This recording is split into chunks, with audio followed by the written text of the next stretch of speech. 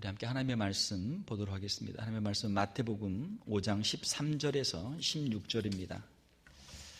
신약성경 5페이지, 6페이지 마태복음 5장 13절에서 16절까지 저와 여러분이 한 절씩 교독하도록 하겠습니다. 너희는 세상의 소금이니 소금이 만일 그 맛을 잃으면 무엇으로 짜게 하리요? 후에는 아무 쓸데없어 다만 밖에 버려져 사람에게 밟힐 뿐이니라.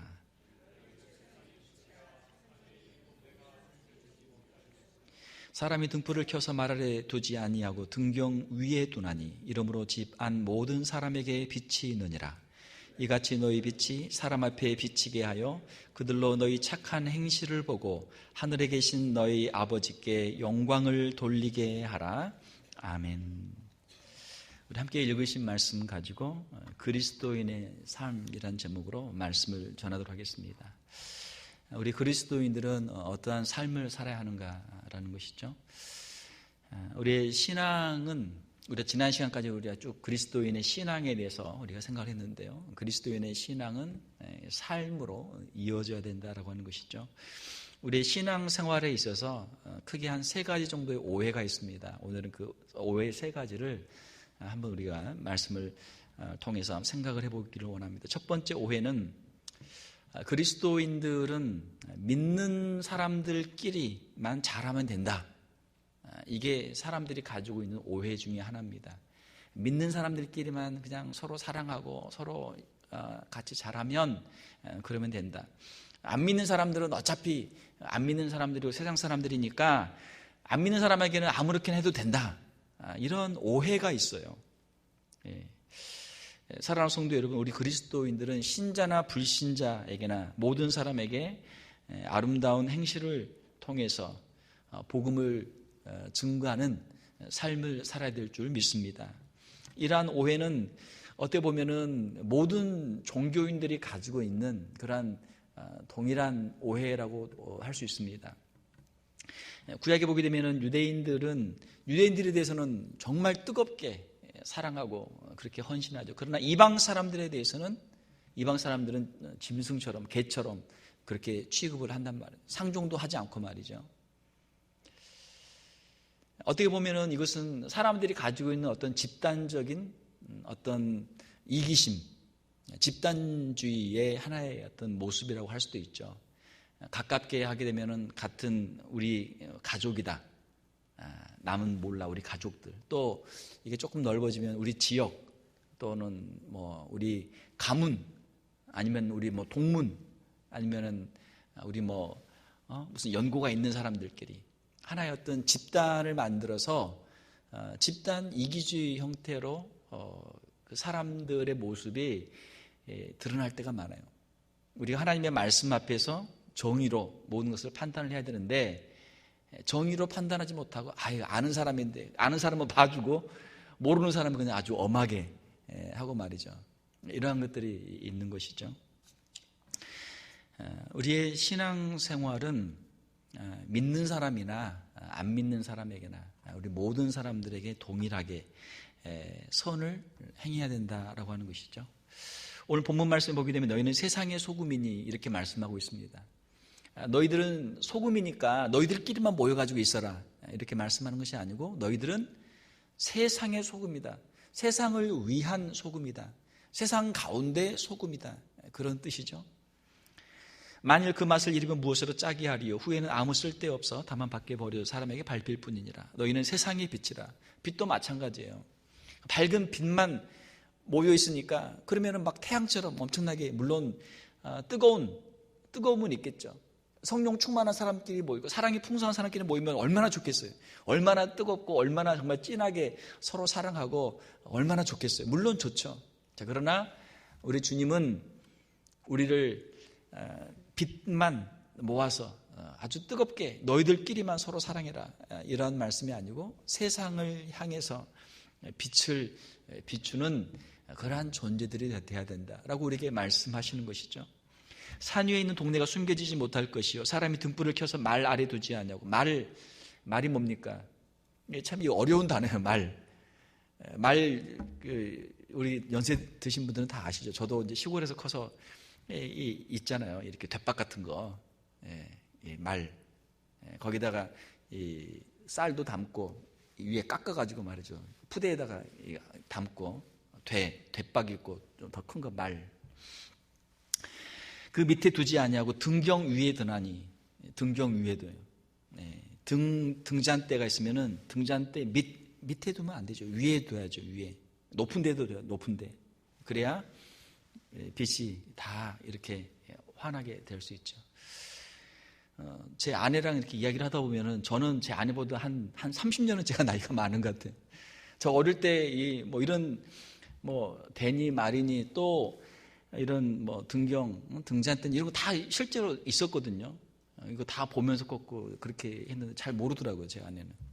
제 아내는 굉장히 그 문명이 발달되면서 살다 보니까 그런 거 구경을 못 했더라고요, 별로. 저녁에 그거 호롱불 켜놓고 그거 끄면 캄캄해요. 일찍 자야 돼요. 안 자고 놀면 혼나요. 왜? 기름 달아진다고 빨리 자라고. 해만 떨어지면 자는 거예요.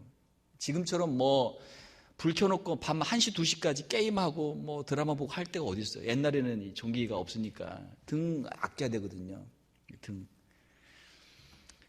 등경 위에 둔한 이름으로 집안 모든 사람에게 비치느니라. 그 어둡지만 작은 거 하나 켜놓으면 환해져요. 사람들의 생활에 되죠. 그거 끄면 또 깜깜해요. 이같이 너희 빛이 사람 앞에 비치게 하여 그들로 너희 착한 행실을 보고 하늘에 계신 너희 아버지께 영광을 돌리게 하라. 자, 사랑하는 성도 여러분, 너희 빛이 사람 앞에 비치게 하여. 이 사람은 누굽니까? 이 사람은 세상 사람이에요. 안 믿는 사람들이에요. 우리 그리스도인들은 다 빛이니까, 서로가 같이 빛이니까 빛을 모아내면 물론 더 환하죠. 더 밝죠. 그러나 어둠 가운데 있는 사람들, 세상 사람들에게 너희 빛을 비춰서 그들로 너희 착한 행실을 보고 하나님, 하늘에 계신 너희 아버지께 영광을 돌리게 하라. 우리가 믿는 사람들끼리도 서로 사랑하지만 믿지 않는 사람들을 향해서, 세상을 향해서 소금과 빛의 사명을 감당할 수 있는 성도들이 될 수 있기를 주님의 이름으로 축원합니다. 자, 이게 어려워요. 이게 참 어려워요. 자, 우리가 이제 사람들에게 욕을 많이 먹습니다. 목회자들도 욕을 먹고요. 교인들도 욕을 먹고요. 교회도 욕을 먹고요. 욕을 먹어요. 제가 이렇게 가만히 보면 욕을 먹어 싸요. 욕을 먹을 만해. 욕을 먹을 만해요. 소금과 빛의 역할. 소금의 역할은 무엇입니까? 소금은 방부제 역할을 하죠. 썩지 않도록 한단 말이에요. 옛날에는 음식을 저장하려면 물론 요즘은 이제 방법이 여러 가지지만 옛날에는 음식을 저장하는 방법이 몇 가지가 있습니다. 첫 번째 말려야 돼요. 습기를 다 빼버려요. 건조시켜요. 그러면 좀 오래 가요. 그리고 이거를 얼려요. 이거를 꽉 얼려요. 얼리면은 조금 오래 가요. 얼리는 거는 겨울이나 추운 지역만 가능하지 이런 더운 데나 보통 온대지방은 불가능하거든요. 그러면 제일 많은 쓰는 방법은 무엇입니까? 지금이야 방부제를 팍팍 뿌리지만, 몸에 안 좋은 방부제를 뿌리지만 옛날에는 어떻게 해요? 소금을 뿌린단 말이에요. 소금을 뿌리면 그나마 좀 오래 가요. 음식이 덜 상하고 오래 가요. 그러니까 더운 지방으로 갈수록 음식이 짜요. 저도 이제 남쪽 출신인데 저 어릴 때 보면 음식이 짜. 젓갈이든 김치든 뭐든지 다 짜요. 생선이라도 하나 고서 먹으려면 반토막 가지고 밥 한 그릇 다 먹을 정도로 그렇게 짜요. 얼마나 짜는지. 그래야 음식이 안 상하니까. 그렇게 하는 것이죠. 소금은 썩지 않도록 하는 방부제 역할을 해요. 세상이 어때요? 세상이 썩어요. 세상이 썩어. 왜 썩습니까? 사람들이 가지고 있는 그 죄성, 사람들의 죄로 말미암아 세상이 썩어요. 그 썩는 세상이 그나마 좀 슬로우하게 그나마 조금 형태를 유지하며 갈 수 있도록 하는 게 소금의 역할인데, 우리 그리스도인들이 세상 가운데서 들어가서 소금의 역할을 할 때 이 세상이 무너지지 않고 썩지 않고 그나마 유지가 되는 것이죠. 빛의 역할은 무엇입니까? 당연히 빛은 어둠을 밝히는 역할이죠. 세상이 캄캄해요. 어두워요. 어두움으로 어떻게 우리가 이길 수 있습니까? 어둡다고 야 어둠아 물러가라 큰 소리 친다고 어둠이 물러가요? 안 물러가요. 어둠 앞에 몽둥이 하나 들고 와서 어둠을 막 후려 펴면 어둠이 없어집니까? 안 없어져요. 어둠은 빛으로 없애는 거예요. 빛이 작은 것이라도 하나를 켜면 어둠이 사라져요. 믿습니까? 너희는 세상의 빛이라. 그러면 자, 소금과 빛을 말씀하셨는데 소금과 빛에는 공통점이 있어요. 어떤 공통점이 있습니까? 첫 번째는 자기를 희생하는 공통점이에요. 소금은 물에다 넣으면 어떻게 돼요? 녹아져요. 용에 대해서 녹아요. 물에 녹아요. 그 흔적이 안 보여요. 물론 맛은 짜지만 녹는단 말이에요. 우리가 촛불을 켜면 어때요? 초가 녹아요. 녹아요. 가만히 있으면은 불을 밝힐 수가 없어요. 자기를 녹여야 돼요. 그러면 빛이 나요. 우리가 소금과 빛이 되기 위해서는 자기를 희생해야 돼요. 왜 우리가 욕을 먹습니까? 자기를 희생하지 않기 때문에 욕을 먹어요. 교회가 왜 세상에서 욕을 먹습니까? 교회가 너무 욕심이 많기 때문에 그래요. 교회가 자기 주장을 너무 많이 하기 때문에 그래요. 교회가 세상을 향해서 희생하려 하지 않기 때문에 욕을 먹어요. 그 욕을 먹어야 싸요. 우리 좌우에 계신 분들과 인사 한번 합시다. 잘 따라서 한번 해보세요. 손해보며 삽시다. 별로 손해보기 싫은 사람도 있네. 다시 한번 손해보며 삽시다. 아이 목사님 손해 지금까지 많이 봤습니다. 그래도 더 계속 봐야 돼.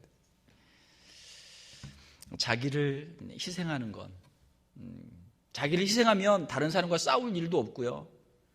자기를 희생하면 사람들에게 칭찬받아요. 바보라는 그런 손가락질을 당할 수도 있지만 욕은 안 먹어요.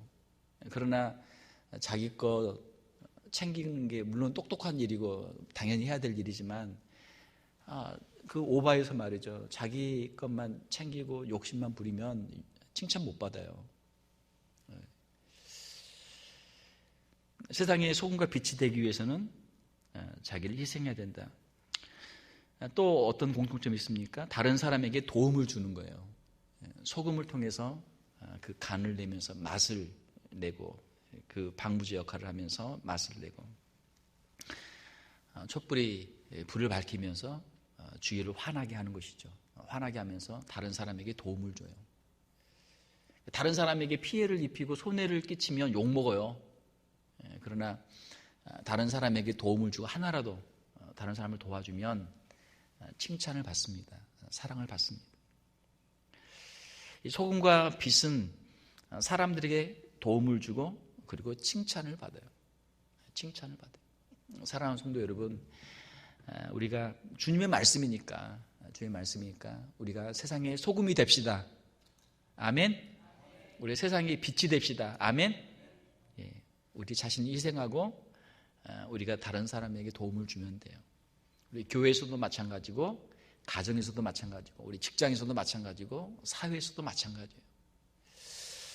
이것이 그리스도인의 삶이고 하나님 아버지께 영광을 돌리는 길이 되는 줄 믿습니다. 자, 그리스도인의 삶에 대해서 두 번째 생각해 보면 우리 그리스도인들이 갖고 있는 두 번째 오해는 무엇이냐면 그리스도인들은 믿음으로 구원을 받는다. 우리는 믿음을 가지고 있고 우리는 이미 믿음으로 구원을 받았으니까 이제는 어떻게 살아도 문제가 없다. 아무렇게나 살아도 된다. 이거 오해입니다. 이거 답 아닙니다. 오해입니다. 예수님을 믿고 나서 이제는 아무렇게나 살아도 된다. 믿음이 좋은 거 아니에요. 믿음이 좋은 거 아니에요. 그런 믿음으로 구원받는 거 아니에요. 참된 믿음은 참된 순종을 동반하는 것이죠. 행함이 없는 믿음은 죽은 믿음이다. 야고보서에도 말씀하고 있잖아요. 참 어떻게 보면 참 두려운 말씀이에요. 과연 우리한테 진짜 믿음이 있는지, 내가 믿긴 믿는데 믿는다고 내가 고백도 했고 내가 세례도 받았고 내가 교회에서 오래 생활을 하면서 예배도 드리고 기도도 하고 찬양도 하고 내가 교회에서 직분도 받고 내가 믿는 사람이라고 나 스스로도 고백하고 다른 사람도 다 인정해 주는데 과연 내 믿음이 정말 주님이 인정하시는 살아있는 믿음인가? 우리가 다시 한번 생각을 해봐야 돼요. 너희가 믿음 안에 있는가 확증하라고 했잖아요. 마태복음 7장 16절 20절에 보기도 우리 주님이 하신 말씀입니다. 그들의 열매로 그들을 알지니 가시에서 포도를 또는 엉겅퀴에서 무화과를 따겠느냐. 이와 같이 좋은 나무마다 아름다운 열매를 맺고 못된 나무가 나쁜 열매를 맺나니 좋은 나무가 나쁜 열매 맺을 수 없고 못된 나무가 아름다운 열매를 맺을 수 없느니라. 아름다운 열매를 맺지 아니하는 나무마다 찍어 불에 던져지느니라. 마지막에 농부가 그 나무를 보고 열매가 없어요. 내가 거름도 주고 내가 정말 수고를 많이 했는데 왜 이거는 열매가 없지? 그러면은 찍어가지고 불에 던져서 살라버려요. 태워버려요. 이것은 주님의 심판을 말씀하는 겁니다. 요한계시록에 있는 아주 그 뜨거운 지옥의 불의 심판을 여기서 상징적으로 말씀하는 거예요. 이러므로 그들의 열매로 그들을 알리라. 한번 따라서 봅시다. 이러므로 그들의 열매로 그들을 알리라. 주님 우리에게 열매를 찾고 계세요. 전도의 열매가 있는가? 기도의 열매가 있는가? 순종의 열매가 있는가? 헌신의 열매가 있는가? 사랑의 열매가 있는가? 우리에게 열매를 찾고 있어요. 우리가 말로는 믿습니다. 말로는 뭘 못해요? 말로는 하지만 실제로의 삶 속에서 과연 주님이 기뻐하실 만한 열매들이 얼마나 맺혀지고 있는가? 우리 자신들을 한번 돌아봐야 돼요. 종교개혁을 하고 이제 500년이 이제 다 돼가는데 우리 지금 프로테스탄트가 개신교가 지금 이상하게 가고 있어요. 어떻게 잘못 가고 있어요? 이신칭의를 오해하고 있어요. 믿음으로 말미암아 구원받는다 오해하고 있어요. 믿음만 있으면 구원받는다? 난 믿으니까 나는 구원받았으니까 나한테 무슨 말 하지 말아라. 나는 내 마음대로 살겠다. 그 마음대로 사는 게 뭐예요? 자기 욕심 다 챙기고 양보하지 않고 손해보지 않고 욕심 부리면서 살면서 나는 믿는 사람이라는 거예요. 우리 주님은 그거 아니라는 거죠. 아니라는 거죠. 우리 주님도 아니라고 하고요. 세상 사람도 보기에 아니라고 해요.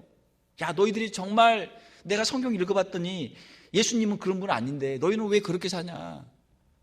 정말 너희들 예수님 믿는 사람 맞냐? 안 믿는 사람들이 그 이야기를 해요. 안 믿는 사람들이. 요한계시록 20장에 보게 되면 하나님의 심판은 자기의 행위를 따라 자기의 행위대로 심판한다 말씀하고 있어요. 우리의 말이 아니고 우리의 삶을 보고 하나님이 심판하시는 거예요. 우리의 신앙과 우리의 삶이 따로 떨어져 있는 것이 아니고 동전의 양면이에요. 앞에는 믿음이라고 써 있어요. 이걸 딱 돌려보면 뒤에는 순종, 우리의 행위가 있어요. 행위로 우리가 구원받는 것이 아닌데 이것은 율법주의, 자기 공로주의를 말하는 거죠. 우리가 이거를 구별을 잘해야 돼요. 구원받는 믿음은 행함이 있는 믿음이에요. 구원받는 믿음은 진실한 믿음이에요. 사랑하는 성도 여러분, 우리가 예수님을 믿기 때문에 예수님을 사랑하기 때문에 주님의 말씀에 우리가 더 순종해야 될 줄로 믿습니다. 예수님 말씀했잖아요. 요한복음에 너희가 나를 사랑하면 내 계명을 지키리라. 주님을 사랑하면 너희가 내 말을 너희들이 순종할 것이다. 서로 사랑하라. 주님 말씀하시잖아요. 자, 그런데 우리가 열매를 맺어야 되는데 우리의 삶을 보면 열매가 별로 없어요. 꽃이 피고 정말 열매가 맺을 어떤 징조들이 보여야 되는데 별로 안 보여요. 어떤 큰 열매가 아니더라도 정말 조그만 거라도 좀 뭐가 달려서 야, 좀 시간이 지나면 이게 좀 더 커지겠다. 뭔가 좀 되겠다라는 그런 기대가 있어야 되는데 전혀 안 보인단 말이죠. 아직 이 시작도 못하는 거예요. 시작도. 열매를 맺으려고 노력하지만 우리 힘으로 안 되죠. 주님을 기쁘시게 할 만한 열매들을 맺기가 어려워요. 우리 힘으로는 안 돼요. 어떻게 해야 가능합니까? 어떻게 해야 열매를 맺을 수 있습니까? 요한복음 15장 5절에 보게 되면 나는 포도나무에 너희는 가지라. 그가 내 안에 내가 그 안에 있으면 그하면 사람이 열매를 많이 맺나니 나를 떠나서 너희가 아무것도 할 수 없습니다. 자기 힘으로 뭔가를 해보려고 하면 처음에는 열심을 좀 내는 것 같아요. 그런데 결국은 사그라져요. 며칠 못 가요. 금방 사그라져요. 안 돼요. 우리 인간이 가지고 있는 죄성, 우리 인간이 가지고 있는 인간의 본성으로는 하나님이 기쁘시할 만한 열매를 맺기가 어렵단 말이에요. 불가능해요. 우리 기본은 할 수 없어요. 안 돼요. 나를 떠나서는 너희가 아무것도 할 수 없습니다. 그렇죠? 그래서 주님 앞에 나올 때마다 주님, 우리는 실패했습니다. 우리는 할 수 없습니다. 주님이 도와주십시오. 주님을 의지합니다. 그래서 우리가 기도하죠. 주님의 능력을 의지하죠.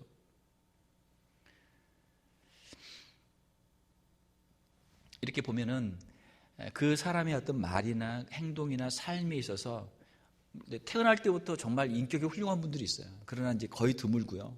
거의 드물고 대부분 사람들은 자기 고집, 자기 주장, 자기 성격 이게 하나씩 다 있어요. 2개씩 있는 사람도 있고 모난 부분들이 다 있어가지고 이게 안 돼요. 컨트롤이 안 돼요. 자기도 모르는 사이에 막 이게 튀어나와가지고 집에서도 그냥 남편하고 아내하고 부모하고 자녀하고 형제들 간에 또 교회에서도 그냥 잘 하다가도 그냥 한 번씩 또 이렇게 문제가 생기고 계속 문제가 생겨요. 자, 어떻게 해야 우리가 이런 문제들을 우리가 해결할 수 있는가? 주님 앞에 우리가 엎드려 기도하면 주님께서 우리의 심령도 만져주시고 우리가 가지고 있는 문제도 해결해 주시고 우리의 인격도 변화시켜 주시고 우리가 할 수 없는 것들을 성령의 능력으로 가능케 해주시는 줄 믿습니다. 그래서 우리가 기도하는 거예요. 기도하기를 왜 쉽니까? 아이, 목사님 기도 안 해도 뭐 괜찮던데요? 살만하던데요? 그렇습니까? 아니죠. 기도하지 않고는 우리가 영적으로 살 수 없고 기도하지 않고는 우리가 주님 앞에 우리가 설 수 없기 때문에 기도하는 거예요. 기도하기를 쉬면 금방 우리의 인간의 본성이 나와요. 금방 나와요. 정기적으로 경건의 시간을 갖고 주님의 말씀을 묵상하고 기도하고 주님의 뜻을 우리가 다시 한번 깨닫고 다시 한번 우리의 마음판에 새기고 그 말씀에 순종해서 하나라도 우리가 말씀 앞에서 우리가 열매를 맺으려고 노력하고 또 우리가 잘못했을 때는 주님의 말씀 앞에 우리 자신을 돌아보고 회개하고 더 멀리 가기 전에 우리의 양심이 더 무뎌지고 우리가 더 큰 죄를 짓기 전에 우리가 돌아서서 우리가 주님 앞에 엎드리고 회개할 때 주님께서 우리와 함께 하시고 주님의 그 능력이 우리의 삶을 통해서 나타나게 되는 줄 믿습니다. 그렇게 우리가 주님 앞에서 우리가 살아갈 때 우리의 삶 속에서 우리의 인격의 변화와 성숙과 주님이 기뻐하시는 열매들이 맺혀지게 돼요. 주님이 하시는 일입니다. 믿습니까? 주님이 하시는 일이에요. 사랑하는 성도 여러분, 우리의 신앙생활 가운데 주님이 기뻐하시는 열매들이 많이 맺을 수 있기를 주님의 이름으로 축원합니다. 자, 세 번째 오해는 무엇입니까? 세 번째 오해는 우리 인간관계들이 힘들거든요. 그러니까 그래, 나한테 잘해주는 사람한테는 좋은 사람한테는 내가 잘하고 나한테 잘못하는 사람한테는 나도 잘해도 괜찮겠지 라고 하는 그런 오해가 있어요. 예수님 당시에도 유대인들이 가지고 있던 기본적인 생각은 무엇입니까?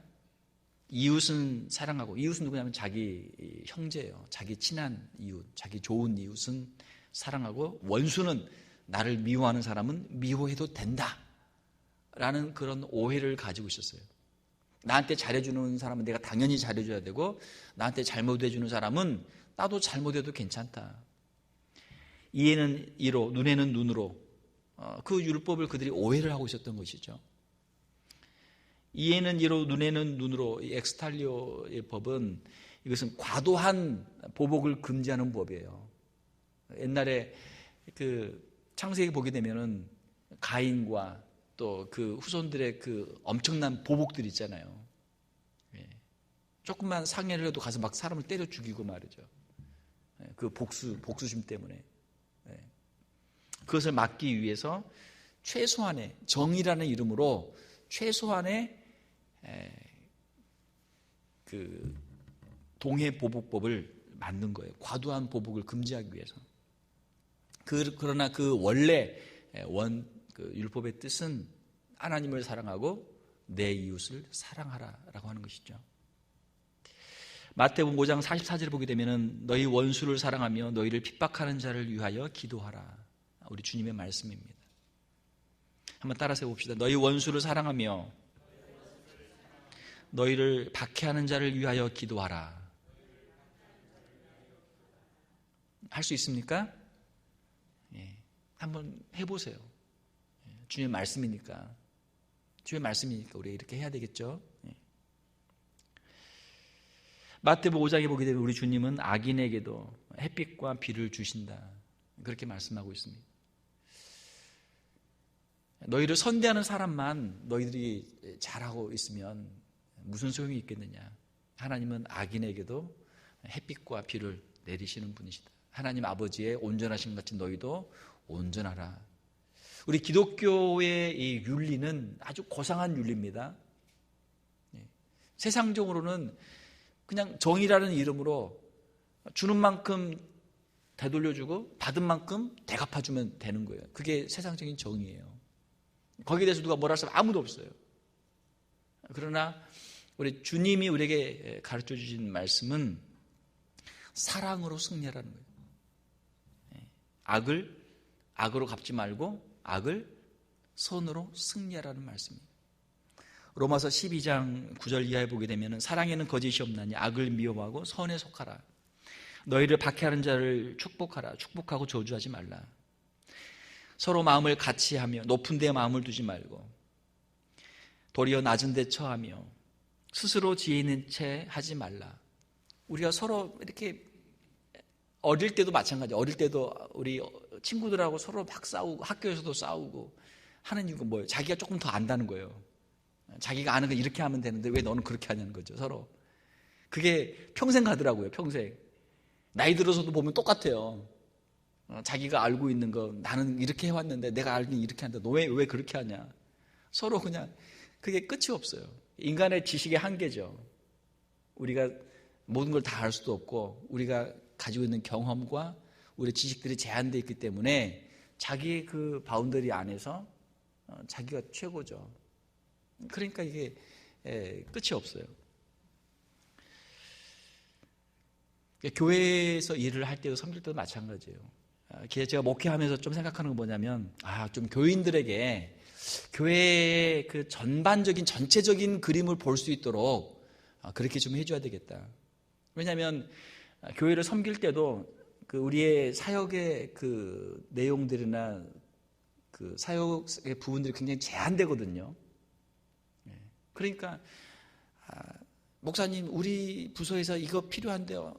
그리고 왜 우리 이거 필요한데 왜 안 해주세요? 예를 들면 그게 이제 각 부서마다 다 필요하죠. 물론 더 잘하려고 하는 거고 다 이해는 되죠. 그러나 이제 목사 입장으로서는 교회가 전체적으로 우리가 주일학교, 어린 유치, 유아부, 영아부, 유치부, 또 우리 유초등부, 중고등부, 또 우리 청년부도 있고 영어부도 있고 우리 장년들도 있고 또 어르신들도 있고 사역들이 얼마나 다양해요. 그렇죠? 그러면은 우리 각자가 자기 맡은 분야에서 최선을 다하지만 또 전체적인 또 다른 그 조직들, 다른 부서들이 있다는 것을 이해를 하고 이게 같이 밸런스를 맞춰서 같이 가야 되는데 열심은 좋은데 너무 오버하는 그런 경우가 있어요. 다른 부서나 다른 사역들에 대해서 이해가 좀 부족한 경우들이 많아요. 사랑하는 성도 여러분, 우리의 마음이 이렇게 더 넓어지고 우리의 시야가 더 넓어지고 더 많은 사람들을 또 더 다양한 사역들을 우리가 바라보고 품을 수 있기를 주님의 이름으로 축원합니다. 그렇게 해야 돼요. 할 수 있거든 너희로서는 모든 사람과 더불어 화목하라. 화목이 중요합니다. 화목은 샬롬이죠. 샬롬. 천국은 샬롬이에요. 우리의 마음에 하나님과의 화목이 이루어지고 평강이 임하게 되고 우리의 가정에 섬김과 헌신을 통해서 누군가 청소하고 누군가 밥을 짓고 누군가 메일들을 처리하고 누군가가 청소를 하고 누군가가 문을 고치고 집을 고치고 누군가가 집을 위해서 그 가정을 위해서 헌신하기 때문에 가정이 유지가 되는 거죠. 또 누군가는 참고 누군가 양보하기 때문에 가정의 평화가 이루어지는 거예요. 모든 사람과 더불어 화목하라 할 수만 있으면. 우리 교회에서도 마찬가지입니다. 우리가 이웃과의 관계도 마찬가지입니다. 우리 그리스도인들이 사회에 과연 어떠한 모습으로 비춰지고 어떠한 이름을 우리가 얻어야 될까요? 믿는 사람들, 교회 다니는 사람들, 똑똑하다? 세상적으로 잘 나간다? 그런 건 별로 칭찬 아니죠. 교회가 화목하고 서로 사랑하고 서로 양보하고 서로 섬기고 서로 희생하고 서로 봉사할 때, 이것이 주님이 기뻐하는 교회의 모습이고 세상 사람들에게도 칭찬을 받는 교회의 모습이 되는 줄 믿습니다. 화목해야 돼요. 화목이 축복이에요. 화목이 성공의 길이에요. 화목이 하나님께서 역사하는 방법이에요. 서로 마음이 높아지고 서로 자기를 주장하고 서로 다투게 되면 마귀가 역사하는 거예요. 마귀가 바로 무너져요. 하나님 일할 수 없어요. 하나님의 일은 화목해야 되는 줄 믿습니다. 화목하기 위해서 우리 기도를 열심히 해야 돼요. 악한 사탄 마귀가 틈타지 못하도록 성령이 하나 되게 하시는 걸 힘써 지켜야 돼요. 힘써 지켜야 돼요. 내 사랑하는 자들아, 너희가 친히 원수를 갚지 말고 하나님의 진노하심에 맡기라. 자, 우리는 원수가 있으면은, 야, 저놈 나를 한 대 때려? 나를 무시했어? 나는 가서 두 대를 때려가지고 내가 누군지를 한 본때를 보여야 되겠다. 우리의 마음속에 그런 게 있단 말이에요. 자, 그런데 원수를 갚지 마라. 왜요? 기록되었을 때 원수 갚는 것이 내게 있으니 내가 갚으리라고 주께서 말씀하시니라. 사랑하는 성도 여러분, 여러분의 모든 원수, 여러분의 모든 그 원한, 답답했던 것들, 억울했던 것들, 우리 주님이 반드시 갚아주실 줄로 믿습니다. 마지막에 대한, 천국에 대한 우리 소망이 있잖아요. 심판에 대한 믿음이 있잖아요. 주의 말씀에 순종한 자들에게 약속하신 천국의 상을 우리가 믿잖아요. 주님 앞에서 범죄하고 회개하지 않은 그 심령들에 대해, 그 영혼들에 대한 반드시 하나님의 심판이 있는 줄로 믿습니다. 걱정할 필요가 없어요. 염려할 필요가 없어요. 악인들의 형통함을 보고 우리가 분을 낼 필요가 없어요. 악인들은 반드시 멸망하게 되어 있어요. 시간이 가면 모든 진실이 드러나게 되어 있고, 이 땅에서도 심판을 받게 되어 있고, 이 땅에서 심판을 받지 않으면 주님 앞에서 더 큰 심판을 반드시 받게 되는 줄 믿습니다. 그건 맡겨요. 그건 하나님께 맡겨요. 걱정하지 마요. 염려하지 마요. 하나님께 맡겨요. 하나님께 맡겨요. 내가 갚으리라고 주께서 말씀하시니라. 그러므로 악에게 지지 말고 선으로 악을 이기라. 너희는 악을 행할 필요 없다. 너희는 선만 하면 돼. 너희는 선만 하면 돼. 성경 말씀에 보기에 우리 주님이 그런 말씀하셨죠. 죽은 자들로 죽은 자를 장사하게 하고 너는 나를 따르라. 그런 말씀이 있거든요. 세상 일은 세상 사람들이 하면 되는 거예요. 우리는 주님이 우리에게 분부하신 말씀, 주님이 우리에게 명령하신 말씀, 우리는 그것을 하면 되죠. 세상 일은 우리가 안 해도 할 사람 많잖아요. 그건 그 사람들이 알아서 할 일이죠. 우리는 주님이 우리에게 명령하신 일을 우리는 해야죠. 아름다운 성도의 모습은 무엇입니까? 선으로 악을 이기는 신앙생활이죠. 사랑하는 성도 여러분, 우리의 심령 가운데 주님이 주시는 기쁨과 평강이 충만하시기를 주님의 이름으로 축원합니다. 우리의 가정에서, 우리의 교회에서, 우리가 사회에서 그렇게 할 수 있습니다. 죄를 당연히 미워해야죠. 죄는 미워해야죠. 죄는 미워하고 잘못에 대해서 우리가 회개도 하고 다른 사람의 잘못에 대해서 우리가 충분히 지적할 수도 있습니다. 그리고 그 사람이 회개할 수 있도록 도와줘야 돼요. 그것도 하나의 권징도 하나의 성경 말씀에 있는 하나의 방법입니다. 문제는 그 회개하는 사람들을, 죄인들을 불쌍히 여기고 그들을 품어주라는 거예요. 회개하는 사람들을. 자, 말씀을 맺습니다. 사랑하는 성도 여러분, 우리는 세상 가운데 예수 그리스도의 빛으로 또 세상의 소금으로 주님 우리를 부르셨습니다. 우리가 우리의 힘으로는 감당할 수 없어요. 그러나 우리가 주님 안에 있고 주의 말씀 안에 있고 주님 앞에 늘 엎드리면 주님께서 우리에게 힘과 능력을 줄 줄 믿습니다.